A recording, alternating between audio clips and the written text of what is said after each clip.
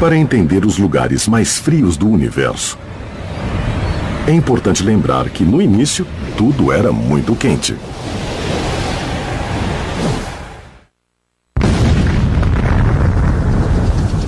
O Big Bang é considerado o evento de mais alta temperatura. Uma agitação de plasma e energia. Quando o universo estava quente demais, ele não tinha uma forma. Era apenas radiação e partículas se agitando e se transformando entre elas. O Big Bang foi um evento extremamente quente, cerca de 100 milhões de trilhões de kelvins. Os cientistas medem a temperatura através da escala Kelvin, que começa no zero absoluto, a temperatura mais fria que conhecemos, a completa falta de movimento atômico. Na Terra, a temperatura média é de 288 kelvins, ou 15 graus Celsius. Duas formas diferentes de registrar a mesma temperatura. Quando o universo se formou, era tão quente que nem os átomos podiam existir. O universo inteiro era pura energia. Em questão de segundos, o universo esfriou a temperatura de 1 bilhão de graus. Durante muito tempo, era tão quente que tudo foi dividido em partículas subatômicas, não nos átomos que imaginamos quando pensamos em matéria. O universo teve que resfriar a uma temperatura baixa o suficiente para que, primeiro, os núcleos atômicos pudessem se formar e depois os átomos neutros. Então, se o universo não resfriasse a uma temperatura baixa o suficiente, nós não existiríamos. O universo continuou resfriando até 56 mil anos após o Big Bang, chegando a 9.000 kelvins. E o universo continuou resfriando até 380 mil anos após o Big Bang. As temperaturas chegaram a cerca de 3.000 kelvins. Foi nesse ponto que a matéria e a energia finalmente se separaram. As temperaturas caíram a um nível que podemos compreender, mas devemos nos lembrar da relação entre calor e temperatura. O calor é uma medida de transferência de energia. E a temperatura é um movimento. Uma das formas mais fáceis de entender a temperatura é pensar na constante colisão de partículas. Se aumentamos a quantidade de gás numa sala, as partículas começam a se colidir, uma bate na outra. Como as pessoas em uma faixa de pedestres de uma rua de Tóquio na hora do rush. Quando as moléculas de gás colidem umas com as outras, a temperatura sobe. Quando os pedestres se esbarram, suas velocidades são transferidas e as pessoas são impulsionadas para a frente, aumentando a temperatura. Mas se removermos algumas pessoas, as colisões se tornam menos frequentes, os nervos ficam menos desgastados e a temperatura cai. Da mesma maneira, quando removemos o gás de uma sala, as colisões tornam-se menos frequentes e a temperatura vai diminuindo. Enquanto a humanidade se espalhava por todas as terras que formavam nosso lar no universo, as áreas de extremo frio exerciam um fascínio especial. A temperatura mais baixa já registrada na Terra foi medida na Antártida, cerca de 87 graus abaixo de zero. O gelo seco, como o desta bebida, congela a cerca de 78 graus abaixo de zero. Então era possível encontrar gelo seco natural nas condições existentes na Antártida de tão frio. Após encontrar o lugar mais frio no planeta, agora vamos viajar para o ponto mais frio do nosso sistema solar. E, surpreendentemente, não precisamos ir muito longe. Na verdade, é um lugar onde os seres humanos já estiveram. Pelo que sabemos hoje, o lugar mais frio não é exatamente onde imaginamos. A sonda de reconhecimento lunar detectou uma temperatura de 238 graus negativos em uma região onde a luz do Sol não é muito frequente. O fundo de uma cratera da Lua terrestre. À medida que a Lua contorna a Terra, ela gira bem devagar. Na verdade, ela gira exatamente uma vez em torno do próprio eixo, enquanto contorna o planeta. Por isso, sempre vemos a mesma face da Lua. Mas durante esses movimentos, a luz solar nunca consegue chegar ao Polo Norte, nem ao Polo Sul. Assim, as crateras nessas duas regiões ficam em sombra constante, porque a luz do Sol simplesmente passa pela borda da cratera, sem nunca iluminar lá dentro. Depois que os cientistas descobriram um congelamento profundo em nossa própria Lua, eles perceberam que havia outro lugar que poderia ser igualmente frio, no planeta de fogo. A constatação de que crateras como as da Lua poderiam proteger o gelo da luz solar nos fez perceber que é possível encontrar gelo em crateras de qualquer lugar. Mercúrio é o planeta mais próximo do Sol.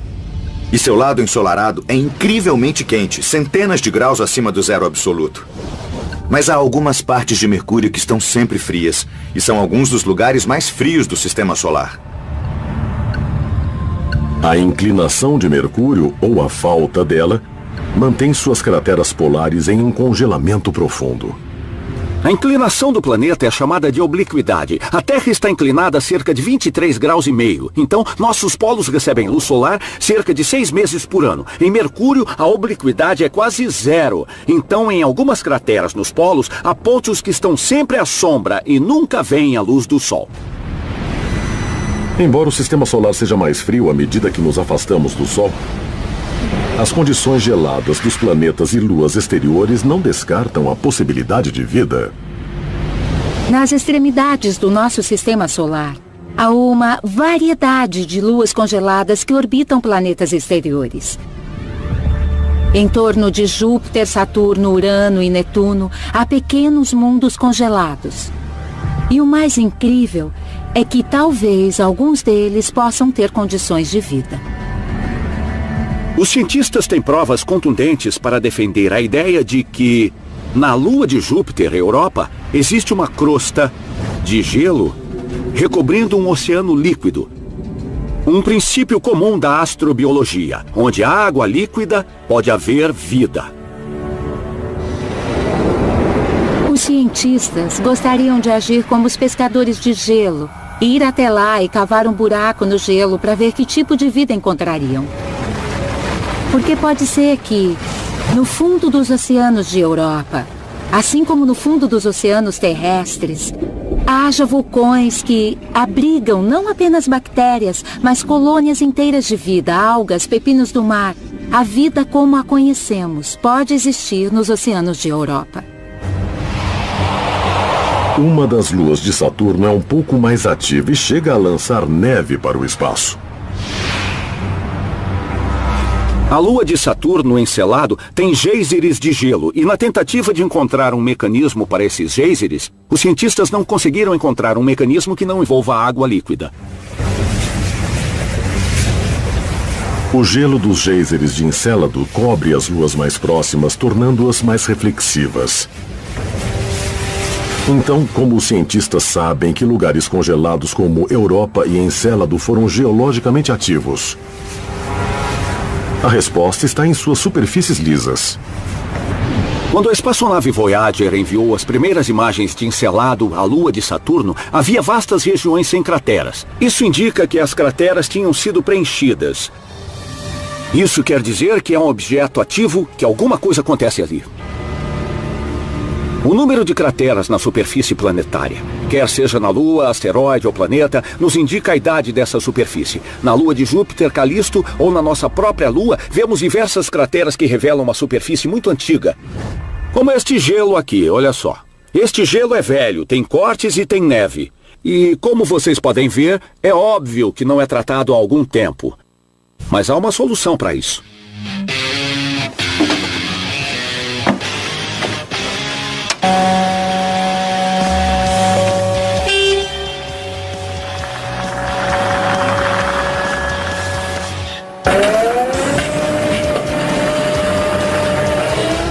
Enquanto os cientistas planetários falam em ressurgimento, não é exatamente o que temos em mente.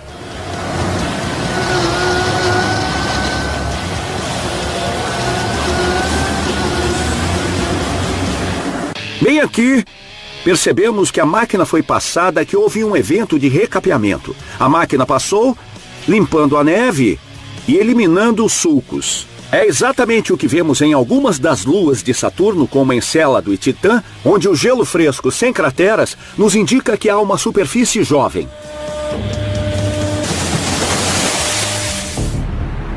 Os lugares mais frios do Sistema Solar são de grande interesse para os cientistas. Estudar os corpos exteriores do nosso Sistema Solar nos mostra do que o Sistema Solar era composto em seus estágios iniciais. Então, esses corpos gelados representam o material primitivo que descreve o início do nosso Sistema Solar e os blocos de construção a partir dos quais nosso Sistema Solar se formou. 3, 2, 1... Temos ignição e decolagem da sonda espacial New Horizons da NASA em uma viagem de 1 década até Plutão e mais além.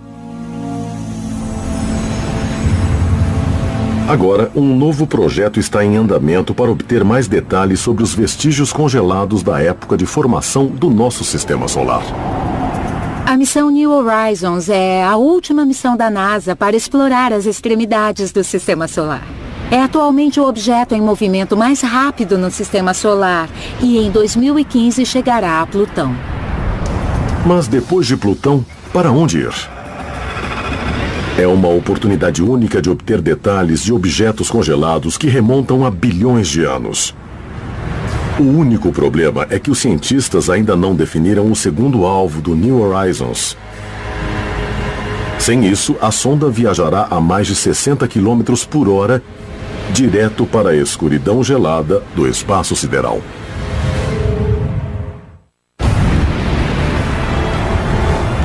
Para saber como o Sol e os planetas se formaram, a resposta pode estar no congelamento profundo do distante Sistema Solar.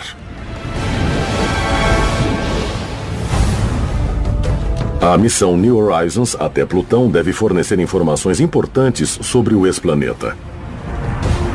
Mas após chegar a Plutão, o que mais podemos aprender sobre os lugares mais frios do espaço sideral e sobre nossa origem?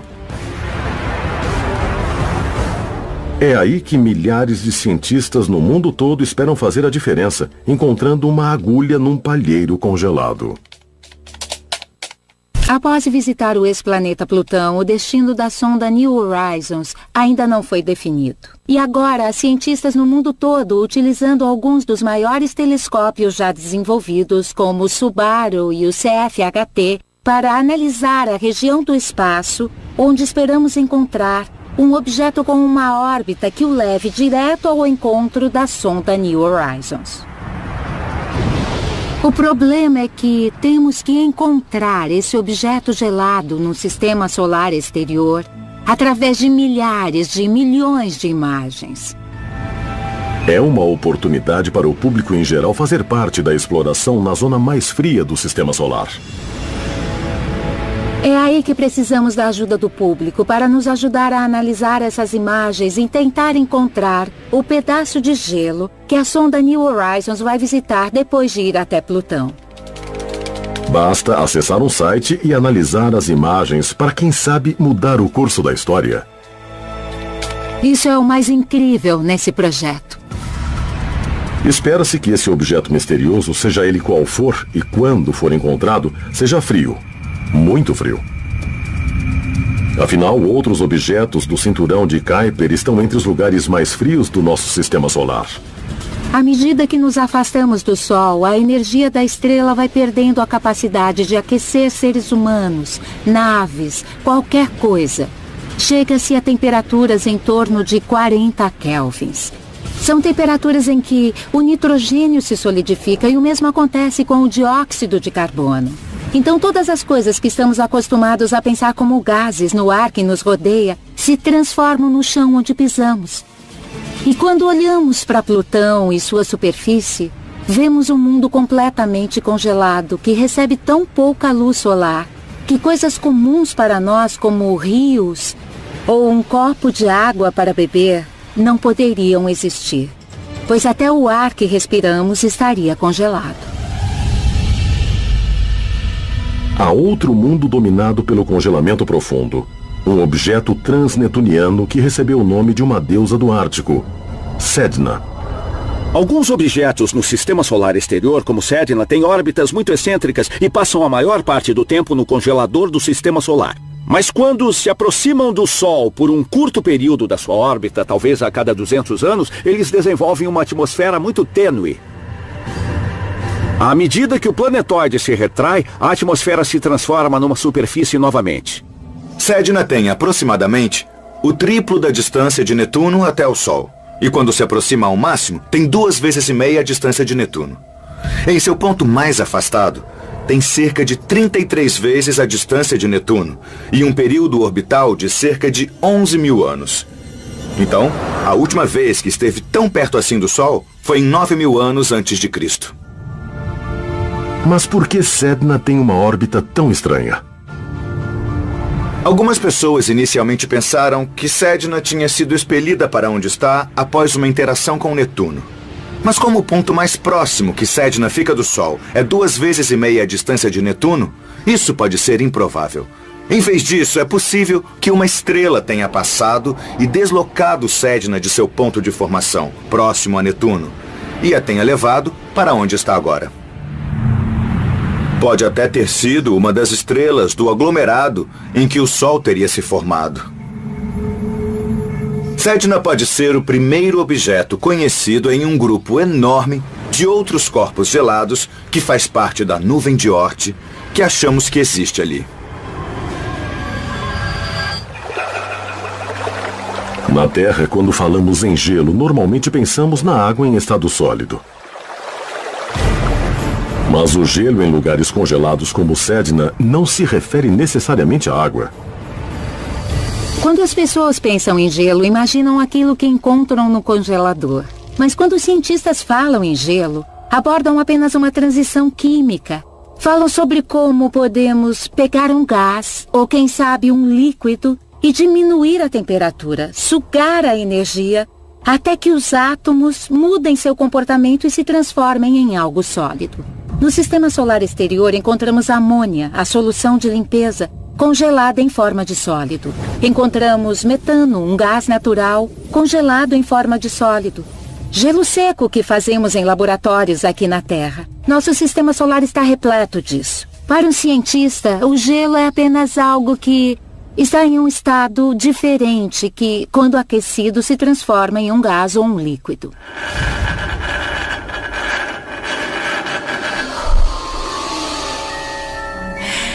Um tipo de gelo como este dióxido de carbono congelado não passa do estado sólido para o líquido como a água. Ele vira gás direto. Esse tipo de gelo é exatamente o que faz parte da composição de Plutão, Eris e muitos outros mundos exteriores do sistema solar. Quando vemos um cometa, quando vemos sua cauda, o que estamos realmente vendo são os gases. Como os gases que saem desse gelo seco, eles são levados para a parte de trás do cometa pela radiação do Sol. Aqui na Terra é apenas uma brincadeira. Nesta sala, eu estou cercado por blocos de gelo formados por água. E esse tipo de gelo é bastante comum aqui na Terra. E em outros lugares do sistema solar, como a Lua de Júpiter, Europa. Mas existem alguns lugares que possuem diferentes tipos de gelo. A Lua de Saturno, Titã, por exemplo, possui gelo de metano e etano em sua superfície.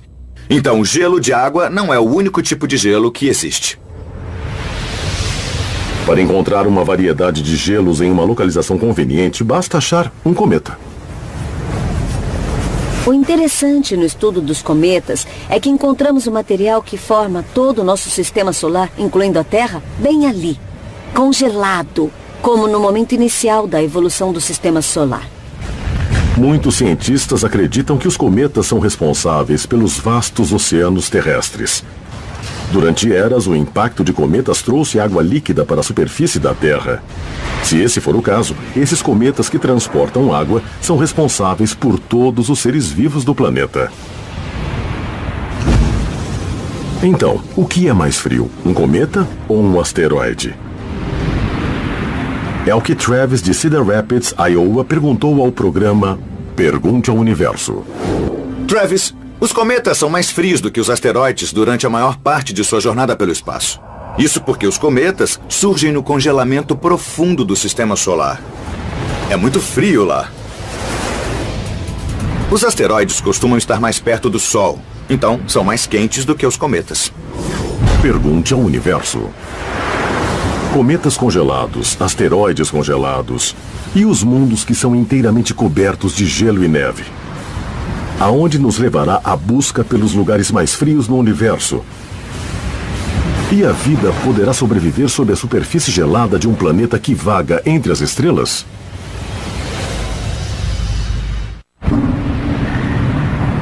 O frio desempenha um papel fundamental no universo. É um meio de preservação, um protetor contra a propagação de elementos essenciais à vida, como hidrogênio, oxigênio e carbono. Os lugares mais frios do universo podem conter respostas para questões fundamentais sobre nossa origem. Então, imagine um mundo que está sempre na era do gelo. Na ficção científica, os planetas de gelo são comuns. Hot-Hura-Pentê e, é claro, o planeta de gelo chamado Zero. Mas aqui a ficção científica pode ser ofuscada pela ciência de verdade. Os cientistas procuram exoplanetas que possam ser como Hot, o mundo de gelo de um império contra-ataca, grande, rochoso e coberto de neve. Hot foi uma representação realista de como seria um planeta que estivesse coberto com água congelada porque está longe demais de uma estrela. Pode existir um planeta com apenas um grande oceano congelado, sem continentes terrestres se erguendo. Um planeta congelado não só é uma possibilidade. Isso já aconteceu várias vezes na história da Terra. Em várias ocasiões, a Terra esteve completamente congelada. Chamamos essa fase de Terra Bola de Neve. O que acontece é que a camada de gelo cresce, a Terra esfria, surge mais gelo, que reflete mais luz solar. E assim temos um congelamento totalmente descontrolado. Mas algo mudou. A Terra aqueceu e as geleiras derreteram. Na verdade, é de se esperar que a Terra ficasse congelada a maior parte do tempo. Isso só não acontece porque temos uma atmosfera espessa que retém o calor. Se nós não tivéssemos essa atmosfera, a Terra está tão longe do Sol que a água seria congelada.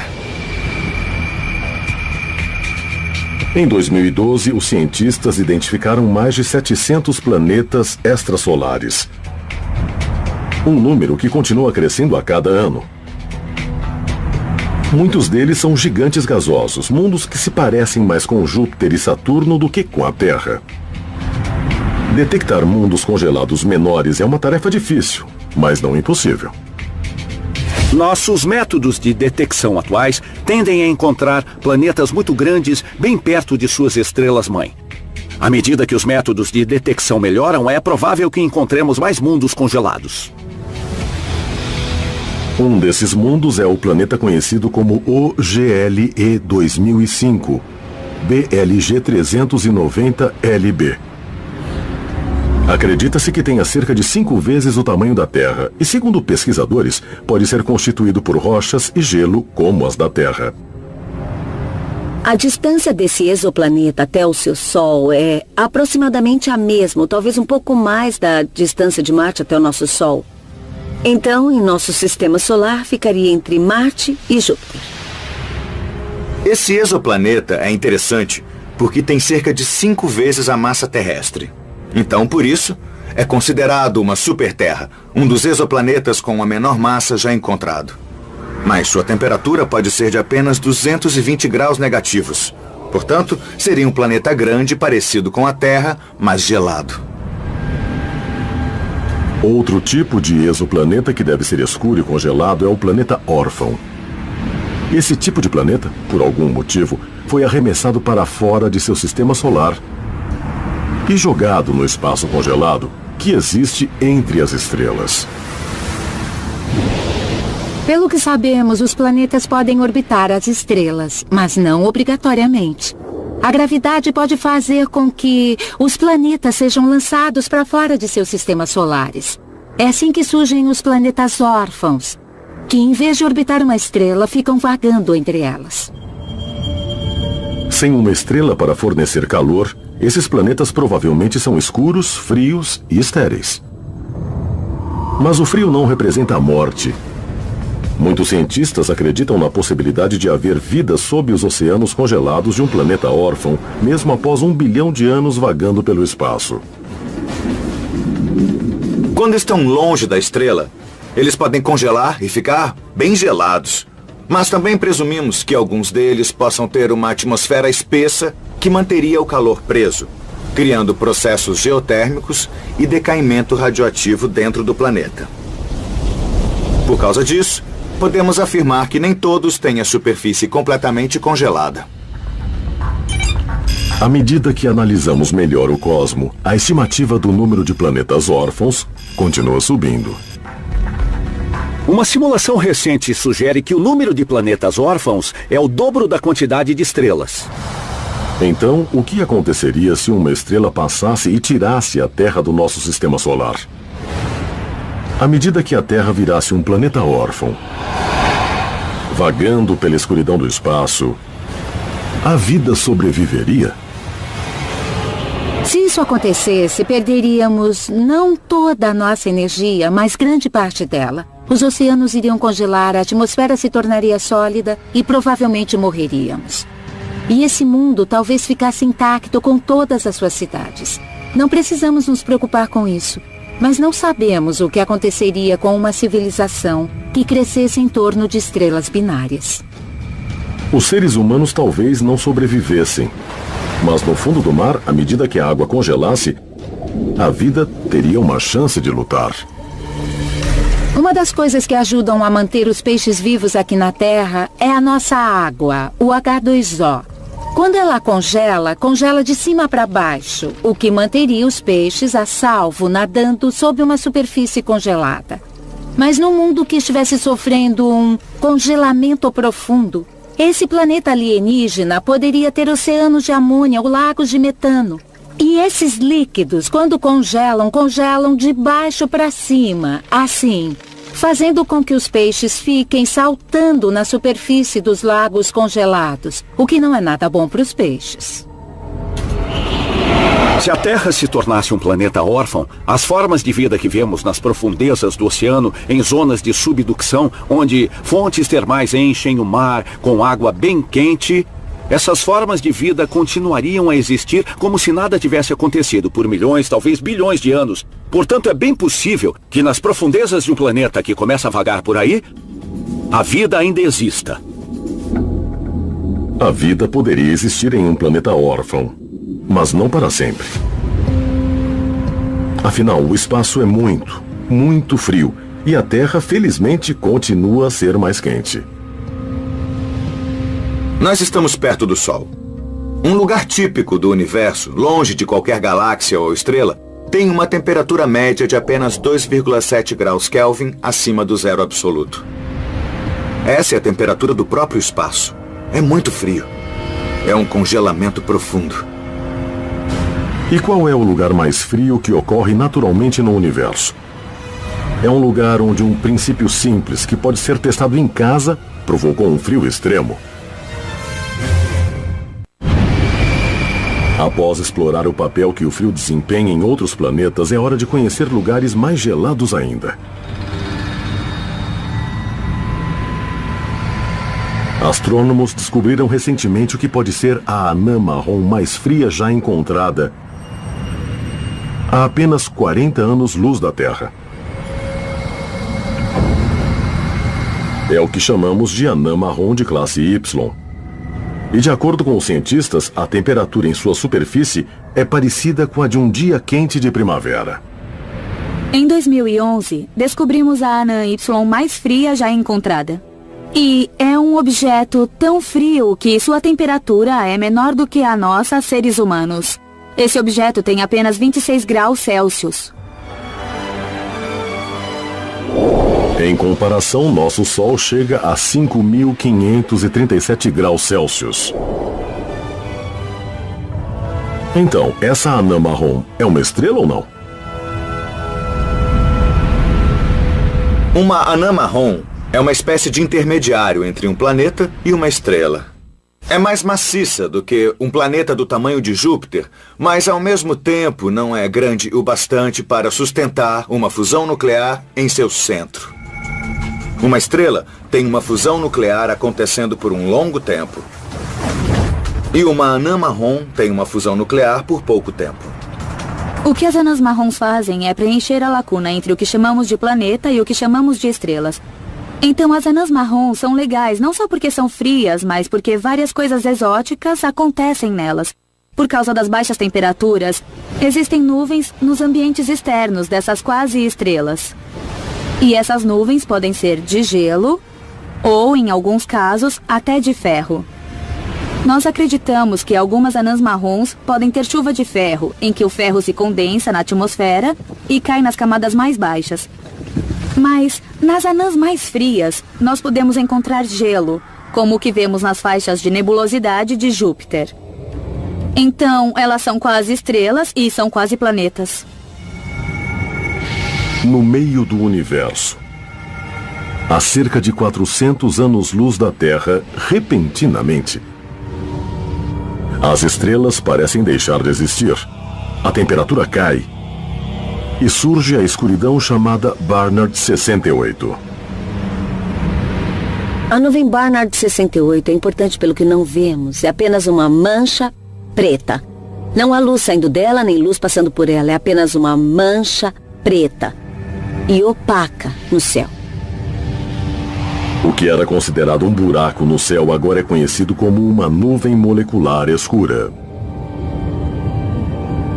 Nuvens moleculares escuras são enormes nuvens de gás e poeira no espaço. Quando dizemos pó, falamos em pequenos pedaços de água e silicatos parecidos com o que varremos da nossa sala. A luz solar, a luz das estrelas, só consegue penetrar nas regiões ultraperiféricas da nuvem de gás. À medida que avançamos para seu interior, esse sistema opaco bloqueia todos os comprimentos visíveis de onda de luz. Só a luz infravermelha é capaz de percorrer as profundezas da nuvem. Isso impede a nuvem de aquecer e faz com que o seu interior seja um dos locais mais sombreados e frios do universo. A nuvem Barnard 68 tem uma temperatura de apenas 16 kelvins na periferia e seu interior é ainda mais frio. É uma nuvem bem fria. O mais surpreendente em objetos como a nuvem Barnard 68 é que agora são o que há de mais frio no universo. Mas basta uma onda de choque para desintegrá-los e desencadear uma formação de estrelas. E as primeiras estrelas a se formarem, as maiores, são os objetos mais quentes no universo. Então, uma dessas nuvens moleculares escuras pode se tornar a estrela mais quente na região, sendo que um instante antes era um dos objetos mais frios do universo. Prosseguimos nossa viagem. E chegamos ao lugar mais frio que conhecemos no universo, a cerca de 5.000 anos-luz da Terra. Estamos entrando na nebulosa de Boomerang. Essa nebulosa em forma de gravata borboleta é mais fria do que o resto do universo. Seu fluxo de gás a resfriou a cerca de 272 graus negativos, apenas 1 Kelvin acima do zero absoluto. A nebulosa de Boomerang é formada por gases em rápida expansão a partir de uma estrela moribunda. Esses gases expandem tão rápido que se resfriaram a uma temperatura inferior à do espaço circundante. A nebulosa conseguiu atingir essa temperatura extremamente baixa, em parte porque é feita de gás em expansão. Gás em expansão, como gás que sai dessa lata aqui. A temperatura cai à medida que o gás adquire um volume maior. Na verdade, posso pegar essa água potável comum, a temperatura ambiente, e congelá-la com um gás que sai da lata.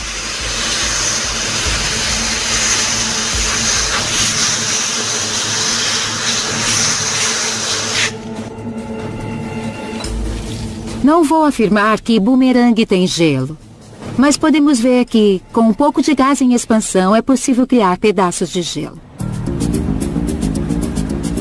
Através da tecnologia moderna, é possível criar temperaturas ainda mais baixas em laboratório. Então, o lugar mais frio do universo pode estar bem aqui, no planeta Terra. Em experimentos de laboratório, podemos chegar a temperatura... A história do universo começou com a injeção de uma enorme quantidade de energia durante o Big Bang. Energia que vem se dissipando enquanto o universo se expande. O universo surgiu com o Big Bang e continua a se expandir. Portanto, certamente sofrerá com a escassez de energia. E para isso não há solução. De certa forma, o universo está diminuindo lentamente. Como quando você termina de dar corda em um brinquedo e o deixa funcionando por um tempo. Uma hora toda a energia é consumida e não há mais nada armazenado. Então é preciso dar corda novamente para que ele faça algo interessante. Esses brinquedos têm uma energia inicial e, enquanto estão em funcionamento, nós vemos a energia ser consumida e se dissipar. Uma hora, esses brinquedos vão parar, vão chegar ao estado de menor energia e não haverá mais produção de energia para eles. Quando todas as estrelas morrerem, quando toda a energia tiver se dissipado uniformemente pelo universo, nada de interessante vai acontecer, porque, como no brinquedo, não há mais corda. O universo não terá mais corda para funcionar. Mas o universo está ficando maior. Está em expansão. E não há novas fontes de energia ou calor surgindo nesse sistema. Se o universo não se desintegrar primeiro, ele vai se transformar num congelador. Frio, escuro e deprimente. Sóis vão se extinguir. Planetas vão ser destruídos. Galáxias vão colidir, entrar em colapso, explodir e então se desintegrar. Conchas congeladas de sua antiga existência. Ao longo de centenas de bilhões de anos, toda a energia do universo terá sido consumida. E o universo, sempre em expansão, ficará perdido no vazio, enquanto o estágio final se aproxima. Uma hora ele vai se expandir a ponto de não haver mais calor no universo. Isso significa que não haverá mais reações químicas nem biológicas. Só vai sobrar... O estado final do universo vai parecer um monte de nada. Nada para ver, nem buracos negros, nem anãs brancas, nem estrelas de nêutrons, nem mesmo os prótons. Apenas o nada. Será um universo muito frio e escuro. Pode-se dizer que será o derradeiro congelamento profundo. Mas precisa ser assim? Existe algo que possa impedir o universo de acabar como um vazio congelado e escuro? Para evitar a derradeira morte do universo, a gravidade ou alguma força atrativa como a gravidade terá que reunir tudo aquilo que forma o universo. Agora, o universo está se expandindo e a força da gravidade não é suficiente para reunir tudo. Mas sabemos que não conhecemos todas as forças que estão em ação. Foi só nos últimos 20 anos que tomamos conhecimento da energia escura, que é uma força repulsiva, é algo que dispersa o universo. E nem sabíamos que isso existia mais de 20 anos atrás. É possível que um dia a energia escura que está acelerando a expansão do universo seja uma energia propícia à gravidade. Se esse for o caso, e se houver o suficiente, então o universo pode parar a expansão e se reagrupar. Nós não sabemos se isso vai acontecer, mas pode acontecer. Nesse caso, o universo vai passar por um calor mortal, em que todas as partículas batem umas nas outras, em que as estrelas e planetas são destruídos. E aí haverá uma forma diferente de universo sem vida, que será quente em vez de profundamente congelado. Mas isso ainda não está garantido. Eu aposto que o universo vai acabar em um congelamento profundo de temperatura muito baixa. Porque parece que a corrente de energia escura é do tipo que vai continuar a acelerar a expansão para sempre. Se for esse o caso, a temperatura do universo vai chegar bem perto do zero absoluto, que é o congelamento profundo final. O frio é um ingrediente fundamental do universo. O frio é essencial para que o universo continue como está. Porque sem um local frio, a energia não flui. Porque a energia flui do quente para o frio. E é o fluxo de energia que cria todas as estruturas que vemos no universo, incluindo nós mesmos. Então, não estaríamos aqui se a energia não estivesse tentando fluir de um local com calor concentrado para diversos pontos mais frios do universo. Então, a próxima vez que sentir o vento frio do inverno ou for atingido por uma bola de neve, lembre-se que se não fosse pelo frio, você não estaria aqui. E se serve de consolo, você não estaria vivo daqui a centenas de trilhões de anos, quando o universo vai entrar na etapa final do congelamento profundo. Temperatura de apenas 16 kelvins na periferia e seu interior é ainda mais frio. É uma nuvem bem fria. O mais surpreendente em objetos como a nuvem Barnard 68 é que agora são o que há de mais frio no universo. Mas basta uma onda de choque para desintegrá-los e desencadear uma formação de estrelas. E as primeiras estrelas a se formarem, as maiores, são os objetos mais quentes no universo. Então, uma dessas nuvens moleculares escuras pode se tornar a estrela mais quente na região, sendo que um instante antes era um dos objetos mais frios do universo. Prosseguimos nossa viagem. E chegamos ao lugar mais frio que conhecemos no universo, a cerca de 5.000 anos-luz da Terra. Estamos entrando na nebulosa de Boomerang. Essa nebulosa em forma de gravata borboleta é mais fria do que o resto do universo. Seu fluxo de gás a resfriou a cerca de 272 graus negativos, apenas 1 Kelvin acima do zero absoluto. A nebulosa de Boomerang é formada por gases em rápida expansão a partir de uma estrela moribunda. Esses gases expandem tão rápido que se resfriaram a uma temperatura inferior à do espaço circundante.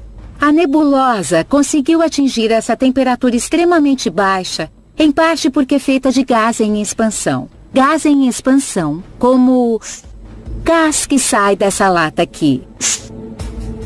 A temperatura cai à medida que o gás adquire um volume maior. Na verdade, posso pegar essa água potável comum,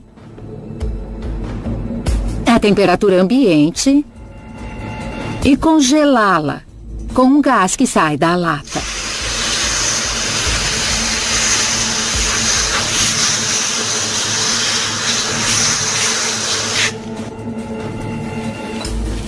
Não vou afirmar que Boomerang tem gelo. Mas podemos ver que, com um pouco de gás em expansão, é possível criar pedaços de gelo. Através da tecnologia moderna, é possível criar temperaturas ainda mais baixas em laboratório. Então, o lugar mais frio do universo pode estar bem aqui, no planeta Terra. Em experimentos de laboratório, podemos chegar a temperatura... A história do universo começou com a injeção de uma enorme quantidade de energia durante o Big Bang. Energia que vem se dissipando enquanto o universo se expande. O universo surgiu com o Big Bang e continua a se expandir.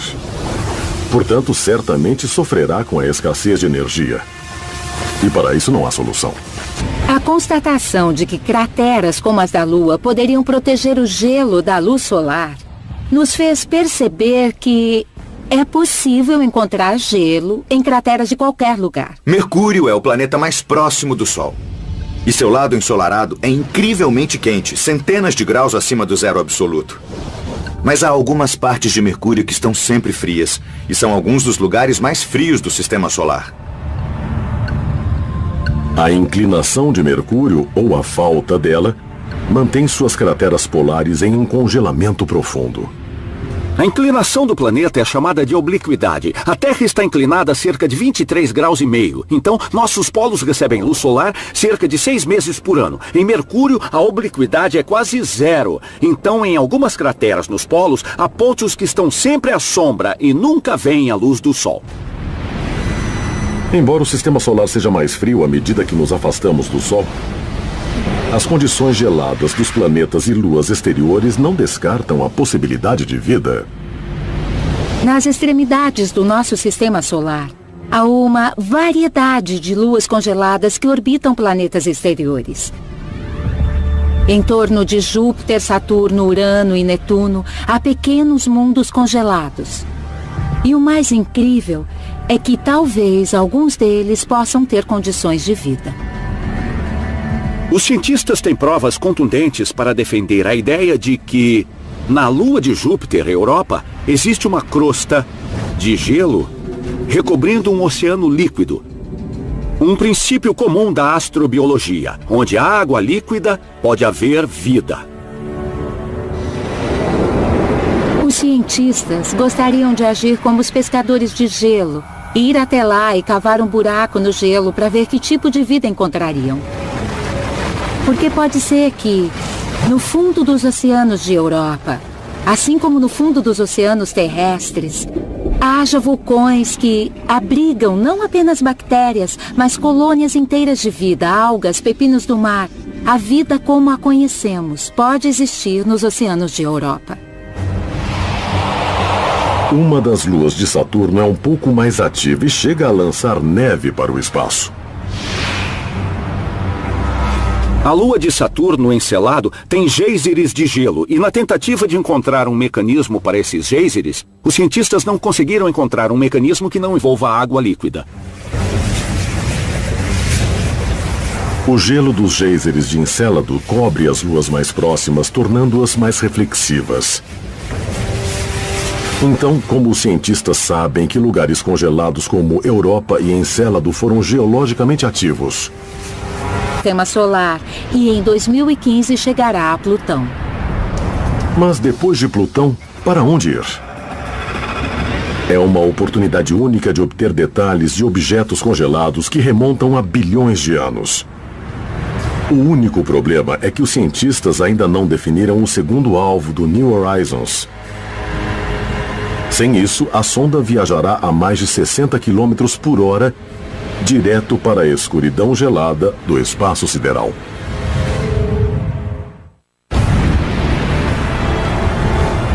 Para saber como o Sol e os planetas se formaram, a resposta pode estar no congelamento profundo do distante sistema solar. A missão New Horizons até Plutão deve fornecer informações importantes sobre o ex-planeta. Mas após chegar a Plutão, o que mais podemos aprender sobre os lugares mais frios do espaço sideral e sobre nossa origem? É aí que milhares de cientistas no mundo todo esperam fazer a diferença, encontrando uma agulha num palheiro congelado. Após visitar o ex-planeta Plutão, o destino da sonda New Horizons ainda não foi definido. E agora, cientistas no mundo todo, utilizando alguns dos maiores telescópios já desenvolvidos, como o Subaru e o CFHT, para analisar a região do espaço onde esperamos encontrar um objeto com uma órbita que o leve direto ao encontro da sonda New Horizons. O problema é que temos que encontrar esse objeto gelado no sistema solar exterior através de milhares de milhões de imagens. É uma oportunidade para o público em geral fazer parte da exploração na zona mais fria do sistema solar. É aí que precisamos da ajuda do público para nos ajudar a analisar essas imagens e tentar encontrar o pedaço de gelo que a sonda New Horizons vai visitar depois de ir até Plutão. Basta acessar um site e analisar as imagens para, quem sabe, mudar o curso da história. Isso é o mais incrível nesse projeto. Espera-se que esse objeto misterioso, seja ele qual for e quando for encontrado, seja frio. Muito frio. Afinal, outros objetos do cinturão de Kuiper estão entre os lugares mais frios do nosso sistema solar. À medida que nos afastamos do Sol, a energia da estrela vai perdendo a capacidade de aquecer seres humanos, naves, qualquer coisa. Chega-se a temperaturas em torno de 40 kelvins.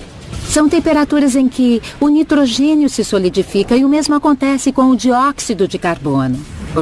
Era tão quente que nem os átomos podiam existir. O universo inteiro era pura energia. Em questão de segundos, o universo esfriou a temperatura de 1 bilhão de graus. Durante muito tempo, era tão quente que tudo foi dividido em partículas subatômicas, não nos átomos que imaginamos quando pensamos em matéria. O universo teve que resfriar a uma temperatura baixa o suficiente para que, primeiro, os núcleos atômicos pudessem se formar e depois os átomos neutros. Então, se o universo não resfriasse a uma temperatura baixa o suficiente, nós não existiríamos. O universo continuou resfriando até 56 mil anos após o Big Bang, chegando a 9.000 kelvins. E o universo continuou resfriando até 380 mil anos após o Big Bang. As temperaturas chegaram a cerca de 3.000 kelvins. Foi nesse ponto que a matéria e a energia finalmente se separaram. As temperaturas caíram a um nível que podemos compreender, mas devemos nos lembrar da relação entre calor e temperatura. O calor é uma medida de transferência de energia. E a temperatura é o movimento.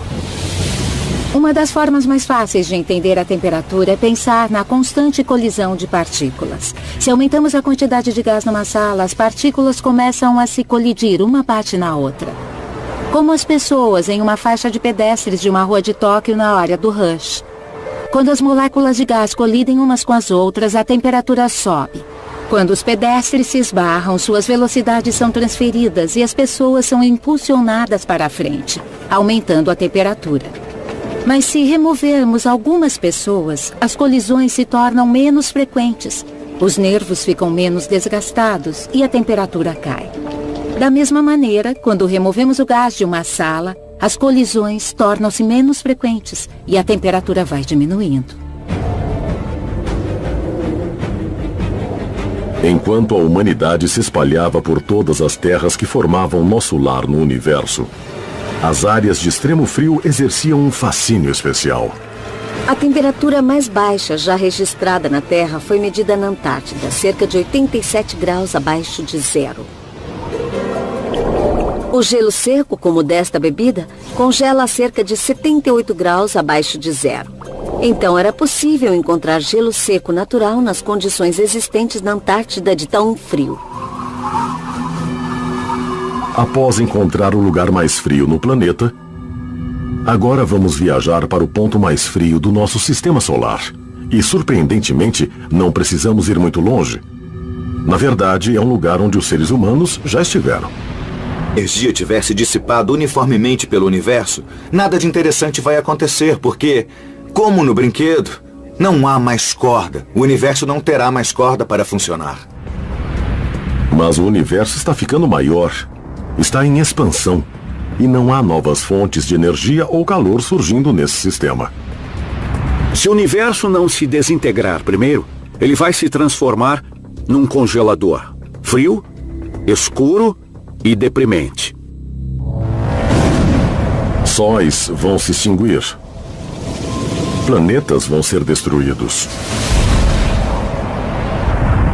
Galáxias vão colidir, entrar em colapso, explodir e então se desintegrar. Conchas congeladas de sua antiga existência. Ao longo de centenas de bilhões de anos, toda a energia do universo terá sido consumida. E o universo, sempre em expansão, ficará perdido no vazio, enquanto o estágio final se aproxima. Uma hora ele vai se expandir a ponto de não haver mais calor no universo. Isso significa que não haverá mais reações químicas nem biológicas. Só vai sobrar... O estado final do universo vai parecer um monte de nada.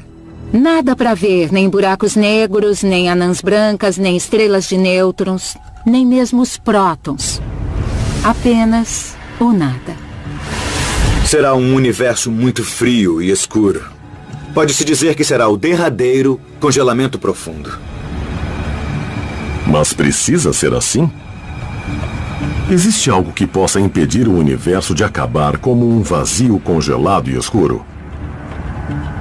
Para evitar a derradeira morte do universo, a gravidade ou alguma força atrativa como a gravidade terá que reunir tudo aquilo que forma o universo. Agora, o universo está se expandindo e a força da gravidade não é suficiente para reunir tudo. Mas sabemos que não conhecemos todas as forças que estão em ação. Foi só nos últimos 20 anos que tomamos conhecimento da energia escura, que é uma força repulsiva, é algo que dispersa o universo. E nem sabíamos que isso existia mais de 20 anos atrás. É possível que um dia a energia escura que está acelerando a expansão do universo seja uma energia propícia à gravidade. Se esse for o caso, e se houver o suficiente, então o universo pode parar a expansão e se reagrupar. Nós não sabemos se isso vai acontecer, mas pode acontecer.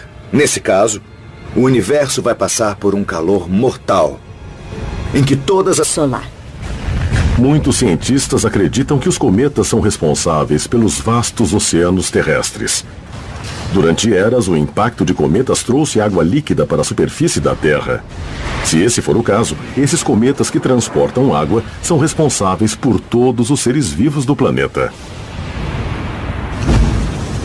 Então, o que é mais frio? Um cometa ou um asteroide? É o que Travis de Cedar Rapids, Iowa, perguntou ao programa Pergunte ao Universo.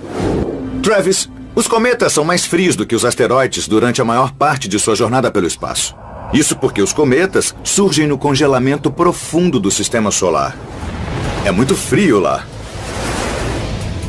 Os asteroides costumam estar mais perto do Sol, então são mais quentes do que os cometas. Pergunte ao Universo. Cometas congelados, asteroides congelados e os mundos que são inteiramente cobertos de gelo e neve. Aonde nos levará a busca pelos lugares mais frios no universo? E a vida poderá sobreviver sob a superfície gelada de um planeta que vaga entre as estrelas?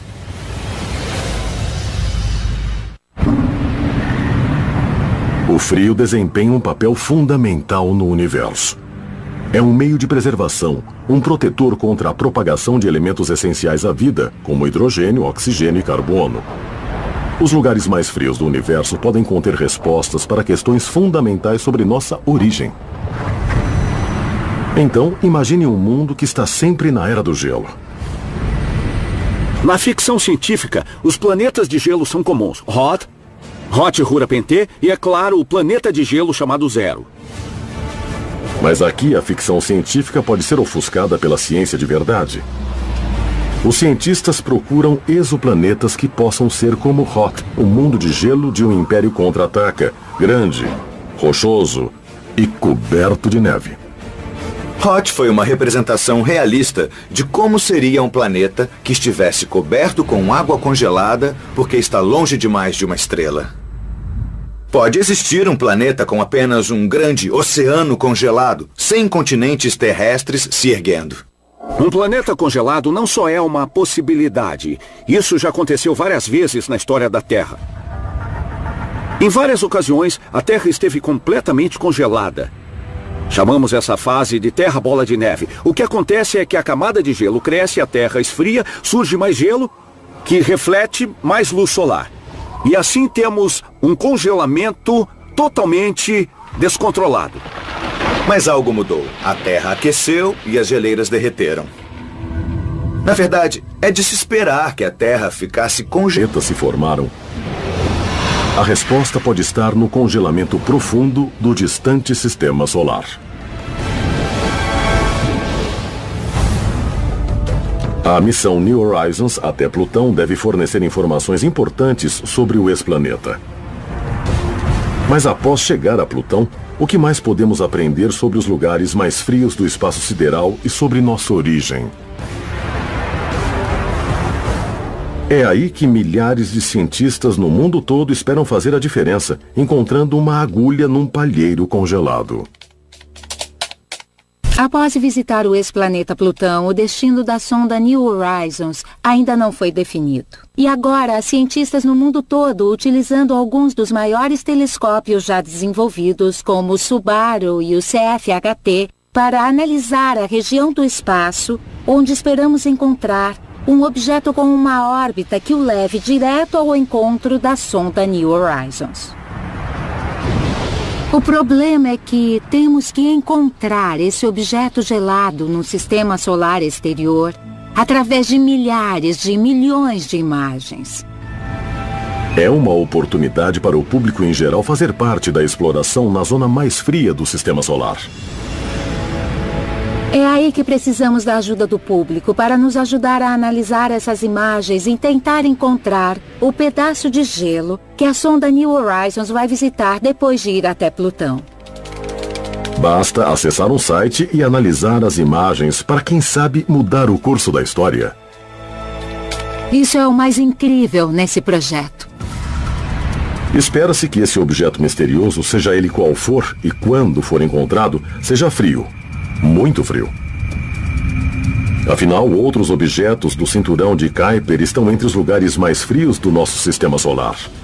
À medida que nos afastamos do Sol, a energia da estrela vai perdendo a capacidade de aquecer seres humanos, naves, qualquer coisa. Chega-se a temperaturas em torno de 40 kelvins. São temperaturas em que o nitrogênio se solidifica e o mesmo acontece com o dióxido de carbono. Então todas as coisas que estamos acostumados a pensar como gases no ar que nos rodeia se transformam no chão onde pisamos.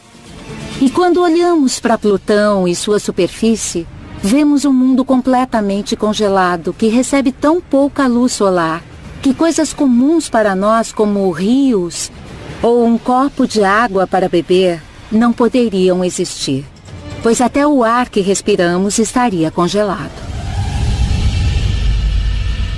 Há outro mundo dominado pelo congelamento profundo.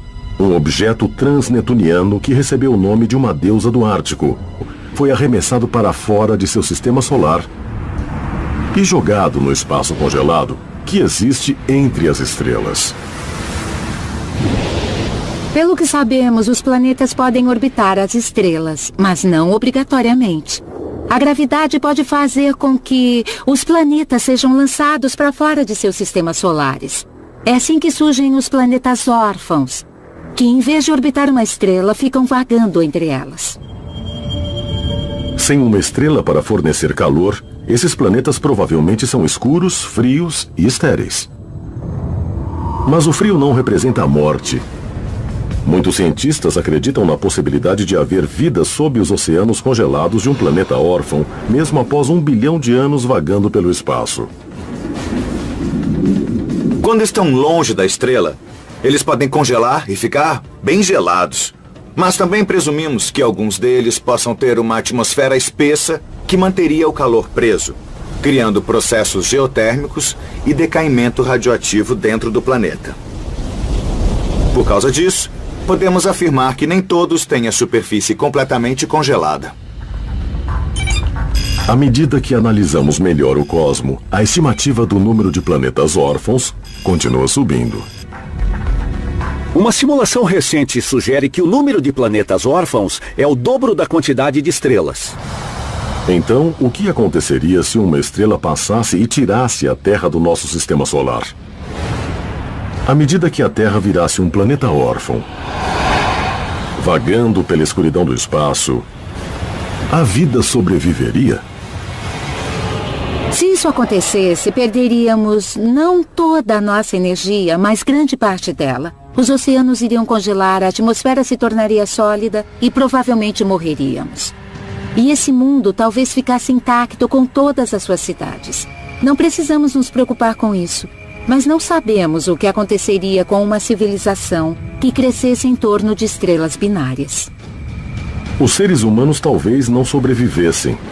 Mas no fundo do mar, à medida que a água congelasse, a vida teria uma chance de lutar. Uma das coisas que ajudam a manter os peixes vivos aqui na Terra é a nossa água, o H2O. Quando ela congela, congela de cima para baixo, o que manteria os peixes a salvo nadando sob uma superfície congelada. Mas num mundo que estivesse sofrendo um congelamento profundo, esse planeta alienígena poderia ter oceanos de amônia ou lagos de metano. E esses líquidos, quando congelam, congelam de baixo para cima, assim, fazendo com que os peixes fiquem saltando na superfície dos lagos congelados, o que não é... E jogado no espaço congelado que existe entre as estrelas.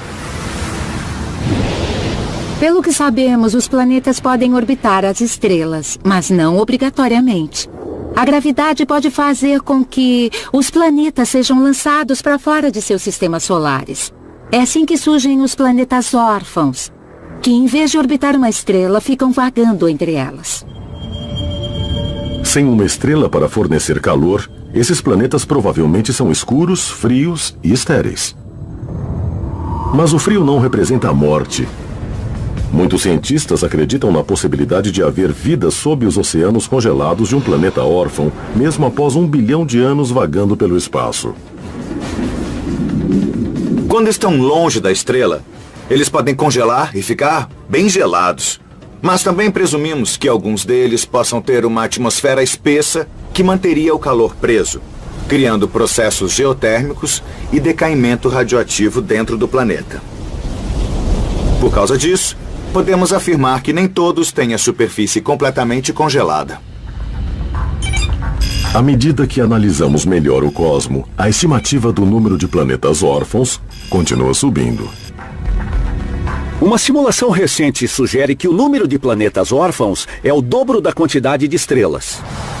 Então, o que aconteceria se uma estrela passasse e tirasse a Terra do nosso sistema solar? À medida que a Terra virasse um planeta órfão, vagando pela escuridão do espaço, a vida sobreviveria? Se isso acontecesse, perderíamos não toda a nossa energia, mas grande parte dela. Os oceanos iriam congelar, a atmosfera se tornaria sólida e provavelmente morreríamos. E esse mundo talvez ficasse intacto com todas as suas cidades. Não precisamos nos preocupar com isso, mas não sabemos o que aconteceria com uma civilização que crescesse em torno de estrelas binárias. Os seres humanos talvez não sobrevivessem. Mas no fundo do mar, à medida que a água congelasse, a vida teria uma chance de lutar. Uma das coisas que ajudam a manter os peixes vivos aqui na Terra é a nossa água, o H2O. Quando ela congela, congela de cima para baixo, o que manteria os peixes a salvo nadando sob uma superfície congelada. Mas num mundo que estivesse sofrendo um congelamento profundo, esse planeta alienígena poderia ter oceanos de amônia ou lagos de metano. E esses líquidos, quando congelam, congelam de baixo para cima, assim, fazendo com que os peixes fiquem saltando na superfície dos lagos congelados, o que não é nada bom para os peixes.